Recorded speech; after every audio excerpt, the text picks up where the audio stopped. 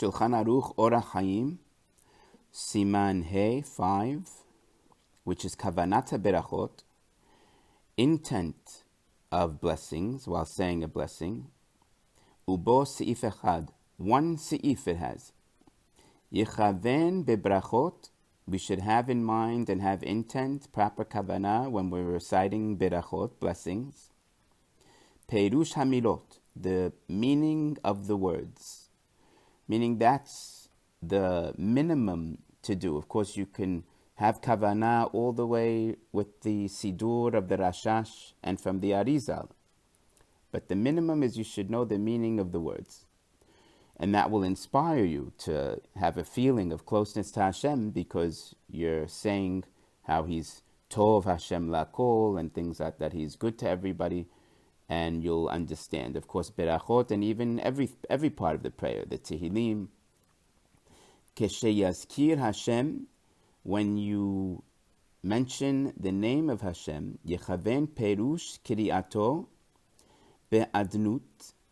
When you say the name of Hashem, it's written Yud-Ke Vav-Ke, but we say Ado, which is called Adnut, which is from the word Adon. So you should think to yourself, Shehu Adon HaKol, He's the master of all, of everyone and everything, meaning HaKol, everything. V'chaven, you should also have in mind B'ktivatov, the way it's written, which is the Yud-Ke Vav-Ke. Shehaya V'hove V'yeh, that He was, is, and will be. And that's really what the Yud-Ke Vav-Ke has in it.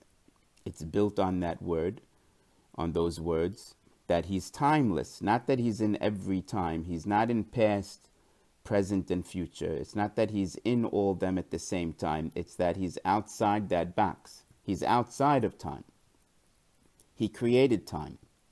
Of course, this is already getting more deeper. You don't have to have all this in mind when you're saying the beracha in Hashem's name, but just to know what His name is about, it also comes from the word lihiyot.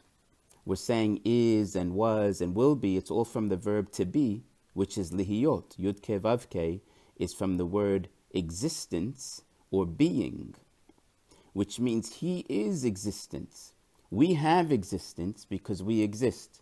But Hashem doesn't have it, He is it, as Rabbi Kessin explains. He is existence itself. That's why He's Mr. Existence. His name is Yud-Ke Vav-Ke, which is existence. So He doesn't have it, He is it. We have it, which means we have Hashem in us. That's what's bringing us out. Since He's the thing, and we say we have it, it's Him that we have. So we have all that in mind. Just think of the word existence. When we say He's nimtza, ve'en yachid ki yechudo echad, all these words like in the Yigdal and the Ma'aminim, the 13 principles, nimtza doesn't just mean He's found or He exists. It means He is existence itself. That's how you have to think of it.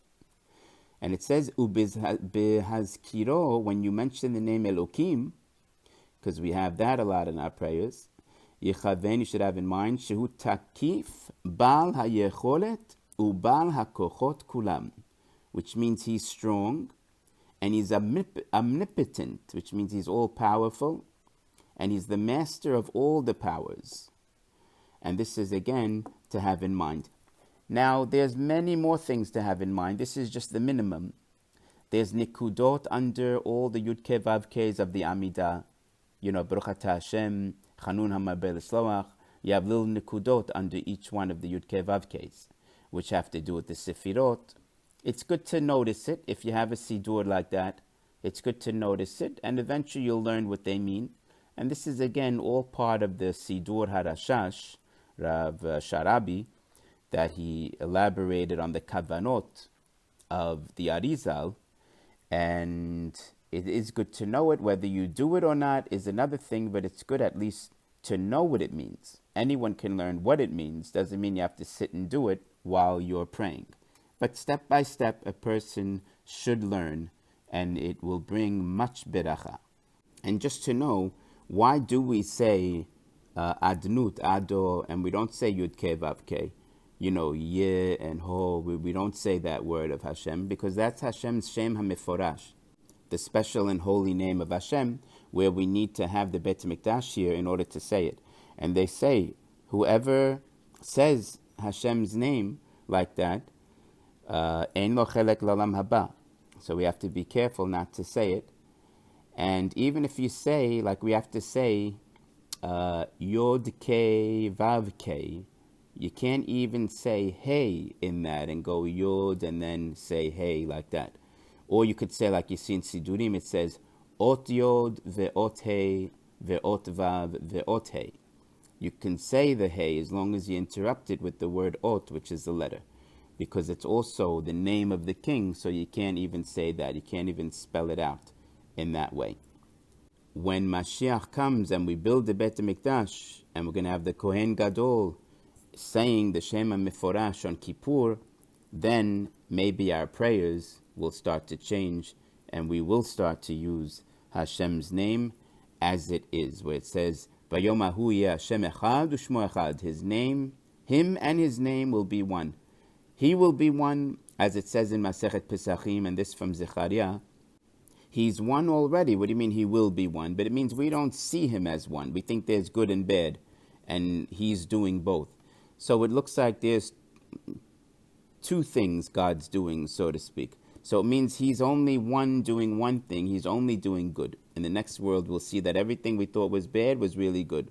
It wasn't a murderer who was holding the knife. It was a doctor. Something like that. Many examples like we have. Everything bad was really good. And then his name will be one where now we say his name written in one way and then we say it in another. In the future, when the Mashiach comes, it'll be one. We'll be saying one name as it is written. Be'ezrat Hashem, the time will come soon.